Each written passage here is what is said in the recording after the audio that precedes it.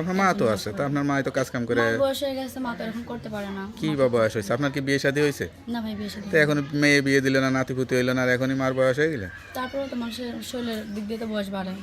কেমনে পারে? দর্শক আসসালামু আলাইকুম, দেশ ও প্রবাসে যে যেখানে আছেন আপনাদের প্রত্যেককেই শুভেচ্ছা জানাচ্ছে। আজকে নতুন একটি প্রতিবেদন দেখতেই পাচ্ছেন আমার সামনে একটি আপু আসছে। আসলে আপুর জীবনে কি হয়েছে বা কি বলতে চাই চলুন কথা বলে জানার চেষ্টা করি।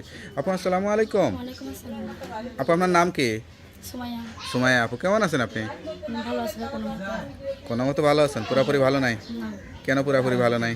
পুরোপুরি ভালো নাই। এখন কাজ করে খাই ঠিক মতো, মনে করেন সংসার চালাই, কষ্ট আল্লাহ করে মনের মতো মানুষ নেই একজন। আপনার মতো এরকম সুন্দরী মেয়ে তো লেখাপড়া করার কথা, আপনি অবশ্য কী কাজ করেন? এখন আমি বাসা বাড়ি কাজ করি। বাসা বাড়িতে কাজ করেন? সত্যি বলতেছেন?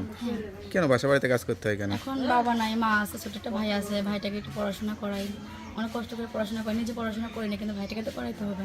তো আপনার মা তো আছে, তো আপনার মা তো কাজ কাম করে। মার বয়স হয়ে গেছে, মা তো এখন করতে পারে না। কি বা বয়স হয়েছে আপনার? কি বিয়ে শাদী হয়েছে? না ভাই, বিয়ে শাদী তো এখন মেয়ে বিয়ে দিল না, নাতিপুতি হইলো না, আর এখনই মার বয়স হয়ে গেলে তারপরেও তো মানুষের শরীরের দিক দিয়ে তো বয়স বাড়ে। কেমনে পারে তা তো বুঝি না। মানুষের শরীর সুস্থ তার এর জন্য নাতির কাজ কাম নাতির করতে পারে বিয়ে না। হয়ে যায়, নাতির নাতি দেখে, তাও তো মানুষ কাজ করে খাতে পারে। আর আপনার মতো এরকম একটা ইয়াং মেয়েকে কাজে পাঠাইছে আপনার মা, কি এটা ভালো কাজ করছে? মা তার চায় না যে নিজের মেয়ে কাজ কাম করুক, এর জন্য যে সে অসুস্থ, এর জন্য আমি কাজ কাম করি। তো বাবার সাথে কি হয়েছিল যে বাবা ছেড়ে চলে গেছে? বাবা এখন ছেড়ে চলে গেছে, এটা তো বলতে পারবো না, তাই সে বিয়ে করে চলে গেছে, এটাই জানি। আপনার বয়স কত? 18। 18। তো এখন প্রতিবেদনে আসছেন কি সহযোগিতার জন্য নাকি এটা জীবনসঙ্গীর জন্য? জীবন সঙ্গীর জন্য আসছি, জীবন সঙ্গী থাকবে, পাশে থাকবে সারা জীবন, সহযোগিতা করবে। জীবনে কি ইচ্ছা ছিল আর কি হয়েছে? ইচ্ছা ছিল যে নামাজ কালাম পড়বো, এরকম একটা ইচ্ছা ছিল, পড়াশোনা করবো, কিন্তু এটা তো আর করতে পারিনি। তাও 5 ওয়াক্ত নামাজ কালাম পড়ে আল্লাহ যতটুকু করে। যায় এই সুন্দরী মেয়েকে তো অনেক শখ থাকে যে একটু নায়িকা হওয়ার, গান টান শেখা, এরকম কোনো ইচ্ছা ছিল না নাকি? না, এরকম কোনো ইচ্ছা ছিল না আমার।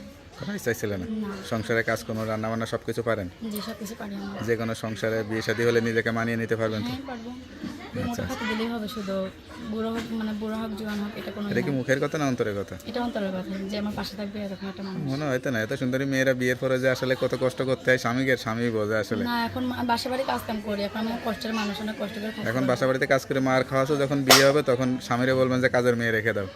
না, এটা বলবো কিসের জন্য, নিজের সংসার নিজেই চালাইবো। নিজেই চালাবেন, তাই না? যাক, আপনার কথা যদি সত্যি হয় অবশ্যই মানুষ যোগাযোগ করতে চাবে, বিয়ে শাদী করতে চাবে, নাম্বার তো দেওয়া যাবে। যাই হোক, নাম্বারটা খোলা রাখবেন। আর অনেকে হয়তো ফোন দেবে যারা আসলে বিয়ে শাদী করতে চায়, যাচাই বাছাই করে খোঁজখবর নিয়ে বিয়ে শাদী করে সংসারী হয়ে যাবেন, ঠিক আছে? হ্যাঁ, একটা মনের মতো মানুষের যে আমার পাশে থাকবে, মনে করে দায়িত্ব নিতে পারবে, এরকম মানুষ ফোন দিয়েন। ভালো কথা বলার জন্য, খারাপ কথা বলার জন্য কেউ ফোন দিয়েন না। আচ্ছা, গান টান গাইতে পারেন নাকি? না ভাই, এগুলো আমি করি না। তো ওকে আপু, গান না করতে পারলেও হবে, সংসারটা ঠিক মতো করতে পারলেই তাহলে মেয়ে মানুষের জীবনটা সুন্দর হয়। তা ভালো থাকেন, দোয়া করি। আর দর্শক যারা আপুর কথা শুনলেন, সত্যিকারের মন নিয়ে যদি কেউ বিয়ে শাদী করতে চান তারাই যোগাযোগ করেন, তার নাম্বারটা ভিডিওতেই দেওয়া থাকবে। তো আপু ভালো থাকেন, আসসালামু আলাইকুম।